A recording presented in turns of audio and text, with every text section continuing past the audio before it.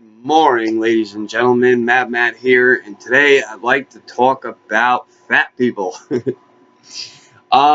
Recently I had an experience with someone on a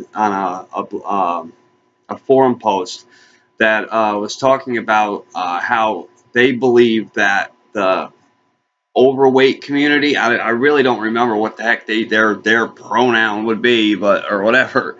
But people that are fat are being oppressed, and that they are an oppressed people, and that there's this whole thing about thin privilege. That being thin is apparently a privilege, and that being fat is great, and that if you're fat, it has nothing to do with your health. It has nothing to do with whether you're attractive or not, or a whole bunch of other stuff. And here's what I think about that. Um, well, first of all, being overweight in a lot of situations, I will concede, is not really the person's fault. I have a few people that I know in my life that are very overweight, and this started as a child. It was a genetic condition. There's thyroid issues that can do it. There's a bunch of different situations that will contribute to obesity.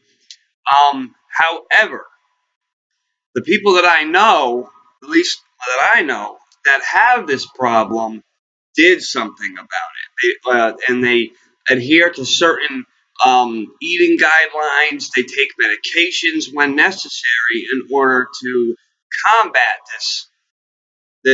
this health risk, that tremendous health risk that comes with being so large. Um, I saw a post that said that being obese, being fat, this is the term fat, has creates no health risk. What? Obesity causes diabetes, it causes heart problems, it causes lung problems, breathing problems, sleep problems, emotional problems, walking problems, nerve problems, blood problems. There's like pretty much a problem for everything. Digestive problems. And if you get big enough, your life is basically locked to your bed where you have somebody watching you with a car squeegee. That does not sound like healthy to me. Not to mention the incredible um, emotional toll it takes on people. I do know somebody who's very big, and this person is bedbound. I mean, he can't he getting from his room to the front door. His room's on the first floor, obviously. Is like a massive undertaking for him. By the time he gets to the front door, he can barely breathe. He has to sit down every 10 feet. I mean, the poor man gets in his car, and the whole car goes like this. I mean, he's big. Now, this particular person is not a healthy, does not take on any healthy responsibilities. They overeat, they do things that are unhealthy for them. I mean, there are solutions in surgery. There's gastric bypasses. There's stomach stapling, I believe. I don't know if that's the same thing. There's the lap band and gastric bypass, I think, are different. If I'm wrong, obviously let me know. I'm not really too keyed up on that.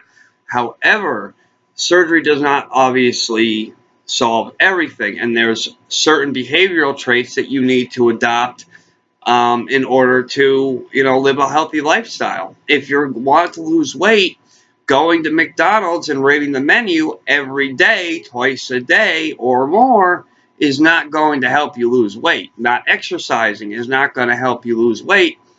In particular, I had someone that was close to me that developed out of nowhere. It was a 125-pound woman out of nowhere developed a thyroid problem, right? And when they developed the thyroid problem, the doctor said, well, there's two types of thyroid issues. You can get too skinny, or you're going to get fat. That's basically what they said. This one person had the version of it where their metabolism became so slowed down that they gained excessive amounts of weight very quickly. Within 18 months or so, this person went from about 125, 30 pounds to about 310 pounds. Now, there was medications this person could have taken. There was exercise. There was eating regimens.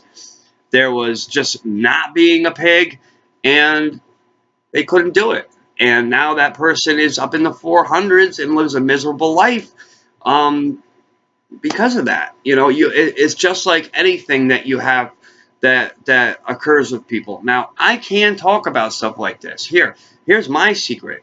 I'm an alcoholic. I have to be very careful about what I drink. Okay, if I can't drink, I can't. That's the bottom line. I don't drink alcohol because of this. If I drink alcohol, bad things happen, and I can't stop doing it. I take certain steps in order to make sure that my life remains okay. Because for a long time it wasn't. Like, so I understand that there are certain things that you just have to give up if you want to live a healthy life. I mean, personally, I drank to the point where my liver was failing. If I didn't stop, I'd be dead right now. So now, you know, I've stopped for a while now. You know, it's not that big of a deal. But at first it was hard. It was so hard. Imagine being a young person and being told, listen, if you don't stop what you're doing, if you don't stop drinking, like all your friends do, like your family does, like everyone does, like society does, you can't, you're going to die. And it's not that simple of just going like this, because you know, I was born with a natural predisposition to alcohol. It's hard. It's like walking around. It's just, and you know, everywhere. There's liquor stores. There's beer ads. There's TV ads that show everyone having a great time. Everybody's drinking. You know, so it can be very difficult. I understand that, and I can empathize with people who have to go through certain behavioral changes in order to better their lives. But I did it. I didn't do it all at once. I had support. I went to meetings. I changed one thing at a time, and now my vices boiled down to coffee and cigarettes, and you know, that's about as far as I'm willing to go until they tell me that's going to kill me next. But my point is, like, listen, you know, I hate Tumblr. I hate Tumblr. I don't know why I get back on it, but it's just a good place for what's going on. You know, there's like whole movements behind. Oh my God, look up what's her name, Jigglypufff. She's a social justice warrior for fat people. And he said that the world's fat shaming people, that obesity offers no health problems, that every size is beautiful. I'm sorry. Personally, I don't like your fucking Skeletor woman. It looks as the size 0 and has no body. I like women with some meat on them.